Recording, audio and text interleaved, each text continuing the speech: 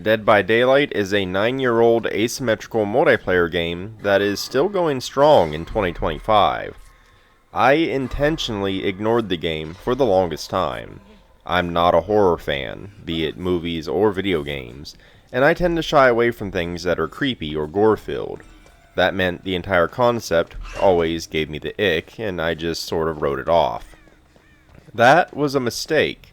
A friend recently got me to try it, and there's a lot going on with this game that makes it really special.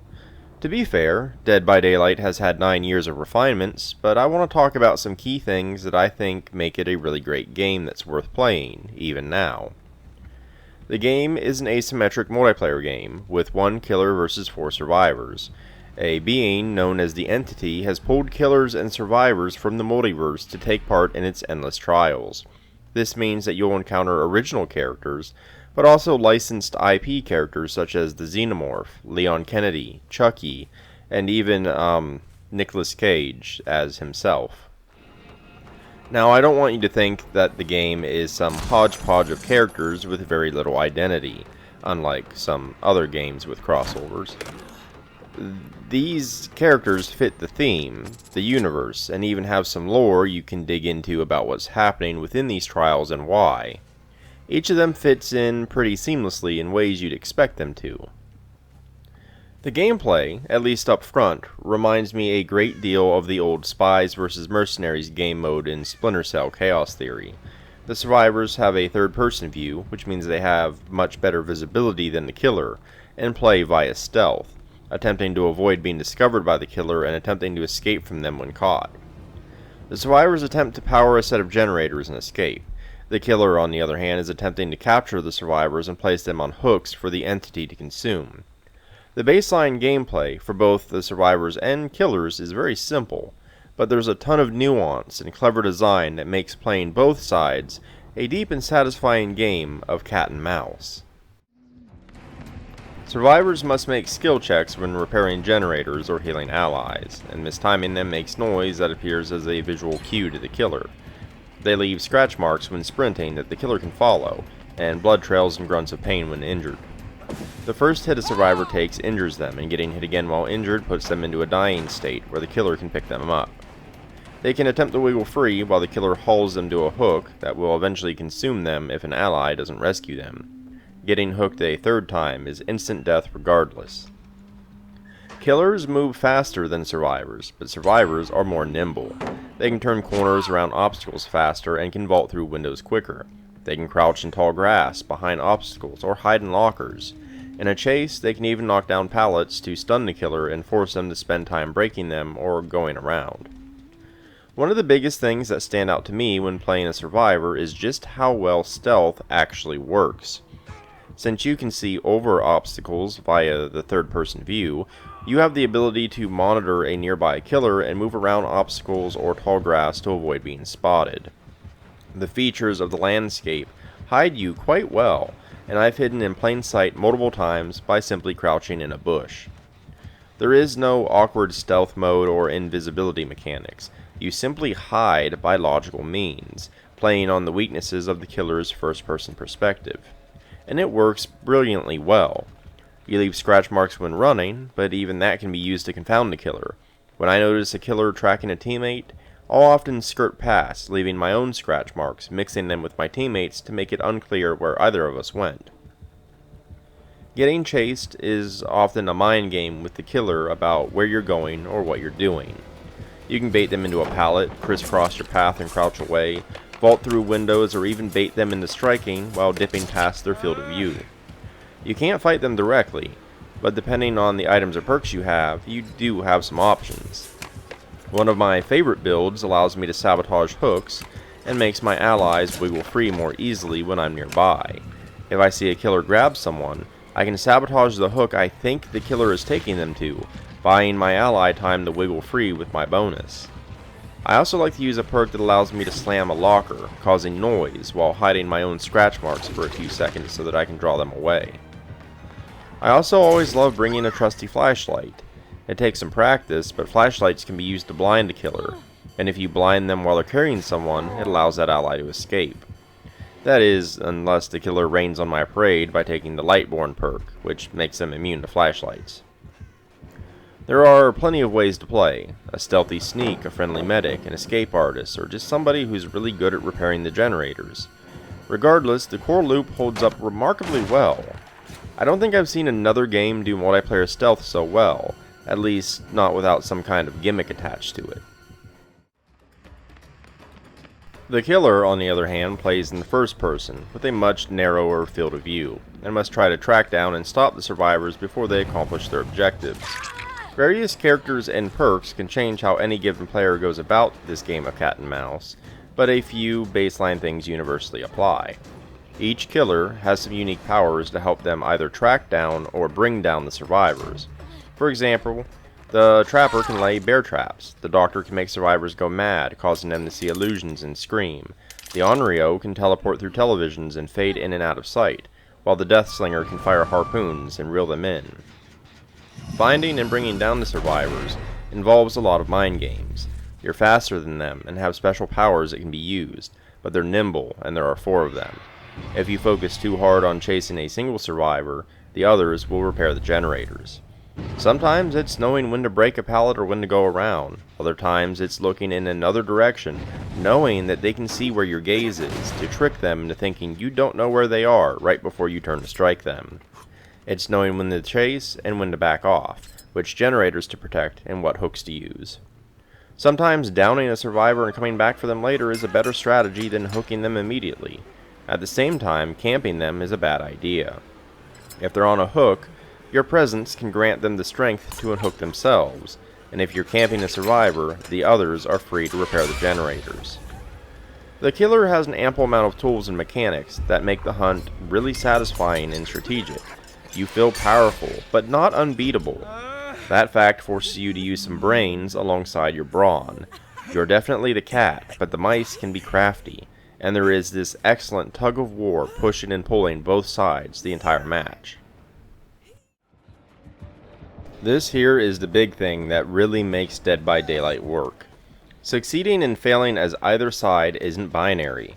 On the extreme side of the spectrum, all 4 survivors escaping or all 4 survivors dying is the height of winning or losing. However, it's much more granular than that. Perhaps 2 survivors escape and 2 die. Perhaps only 1 dies. Or maybe all 4 escape but the killer earned a whole bunch of points during the match. Victory and failure aren't quite so clear thanks to the excellent scoring system. No matter which side you play, you are graded based on how well you perform various gameplay factors, and every action earns you points. These points are converted into blood points, which are used to advance characters, but more on that later. For example, as the killer, you are graded on your ability to apply pressure, win chases, interrupt survivors, and of course hooking them. You also earn points for simply finding them, or even breaking pallets and damaging generators. It's entirely possible to quote-unquote lose, and still score very well by being a good killer. On the survivor side, this system is even more important, because it tricks the players into working together, and it works better than any system I've ever seen. As a survivor, you get points for repairing, evading, healing, and rescuing other players and a variety of other actions. This causes the survivors to act altruistically, not just for the sake of it or because it increases their chances of winning, but because they're rewarded directly for doing so. Furthermore, since people just help each other by default and are rewarded for more than simply winning, it has fostered an interesting behavior pattern I've noticed in the community. Once the gates are open, people are free to leave and escape, but it's actually rare for a team to leave anyone behind if there's a chance that person could still escape. On the killer side, I've seen multiple times where the killer has let the final person escape. Why? Maybe they put up a good fight. Maybe the killer thought they were new. It doesn't matter. The point is that the killer has room to do that in the first place because of how fluid the scoring is. To give you another example of just how clean this is implemented, one of the badges you're graded on as a survivor is called Lightbringer. Points for it are primarily earned through repairing generators. However, if a killer is chasing someone, that person gets Lightbringer points for any generator progress their teammates manage to make while they keep the killer distracted during the chase. So while you aren't the one repairing the generator, if progress is being made because you're keeping the killer occupied, the game rewards you for it. It's brilliant and really helps incentivize leaning into the game's mechanics. The system gets people in Dead by Daylight to work together organically, without forcing voice chat, and I'm incredibly impressed. Oftentimes, games use psychology for nefarious intent. It's really nice to see a game use it to reinforce teamwork. Dead by Daylight is a live service game that's been trucking for 9 years, which means there's a lot of purchasable content for it. This was almost a pain point for me, since I'm the type of person who isn't happy unless I have everything. However, in Dead by Daylight's case, I might want everything, but I don't feel like I need it right away. I'm happy to grab new killers and survivors over time rather than all at once, and there's a few reasons for that. On the killer side, it's the need to learn how to play each one while earning enough blood points to advance them. If I bought a bunch of killers, they would sit there for weeks before I could play them, so that means I have far less FOMO. I picked up a few that I was really eager to play, and alongside the base ones, I'm set for a while. On the survivor side, each character is essentially a skin. You see, both killers and survivors have perks, and once you advance them past level 50, these perks can be transferred to other characters to form unique builds. The killers have unique powers that can't be transferred. However, survivors don't. This means that once you advance a survivor far enough, they essentially become a cosmetic, as you can use their perks elsewhere. I grabbed a couple of survivors who had perks that fit my favorite playstyles, and I'm content to slowly grab more when I feel the need to change things up. There's no benefit to me owning all the survivors right away. I wouldn't have the blood points to advance them all. Furthermore, quite a few killers and survivors can be purchased with a currency you can earn in-game. Skins are also available, and I'm not going to defend those because they are, of course, absurdly priced. Blood points are a bit of a double-edged sword. It is indeed a grind to earn them, and they are used to advance characters through a procedural tree of perks and items. At the same time, if they were too plentiful, it would undercut that grading system I praised earlier. And the fact that I'm not swimming in them is what calms down my FOMO about not having the entire roster at once. I do appreciate the fluid nature of the perk system. By advancing characters far enough, you have access to a ton of builds. This does come at a price, however, as some perks are straight garbage, and when a powerful one you need is on a character that you need to buy, it can feel a little pay to win. In practice, however, I've never seen a single perk be a game-changing universal must-have. Most of them really reinforce certain playstyles or have situational usages. Furthermore, a ton of really good perks are available on characters that come with a base game. Live service has its ups and downs, but without it, Dead by Daylight wouldn't be around today for me to talk about in the first place. A 9-year-old game needs funding. Just know that with the good, there is a little bit of bad. Dead by Daylight really surprised me. Asymmetrical gameplay is really hard to pull off, and I won't sit here and pretend it's perfectly balanced. It's not. I'm 90% sure that a coordinated team of friends with voice communication would smoke most killers. However, that's not the most common way you're going to interact with the game. It's going to be one killer and 4 random survivors of various skill levels with no voice communication who are working together because the game rewards them for it. In that situation, the game really shines and feels balanced. It's rare that playing with randoms is the optimal experience in a game, yet Dead by Daylight really managed to nail it. The end result is that Dead by Daylight is an incredibly graceful and strategic game of cat and mouse that is largely best played with randoms. The scoring system has degrees of success and failure and greatly incentivizes killers to play their roles and survivors to work together. I can see why it's still going strong after 9 years. It certainly has a few live service hang-ups, but Dead by Daylight is definitely a game worth playing anyway, and one of the best asymmetrical multiplayer experiences that I've ever had. I'm giving it my Golden Shield Award. If you enjoyed this video or found it informative, consider liking and subscribing. It really helps me out a great deal.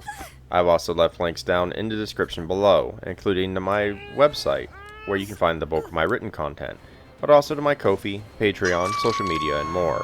But in any case, thanks for watching, and until next time.